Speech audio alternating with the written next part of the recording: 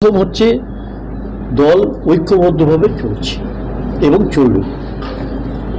দলের সকলেই তাদের মতামত রেখেছেন এবং মূল কথাটা হচ্ছে যে সবাই এক সুরেই কথা বলেছেন এবং এক সুরেই চলবে এবং একভাবেই চলবে, ঐক্যবদ্ধভাবে দল চলবে।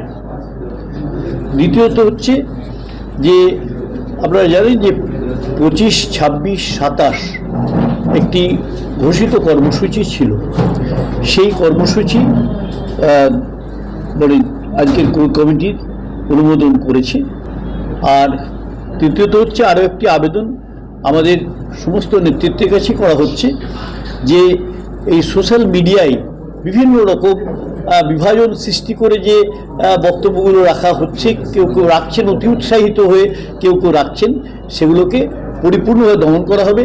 এবং শুধু তাই নয়, যদি দেখা যায় যে হয়তো আমারই কোনো অনুগামী এমন একটি কথা লিখলেন যেটা দলের পক্ষে বিভাজন সৃষ্টি করতে পারে, তাহলে তার বিরুদ্ধে কিন্তু কড়া ব্যবস্থা নেওয়া হবে। তাকে যখনই আইডেন্টিফাই করা হবে যে হ্যাঁ সে দলের কর্মী, তখন তার বিরুদ্ধে ব্যবস্থা গ্রহণ করা হবে।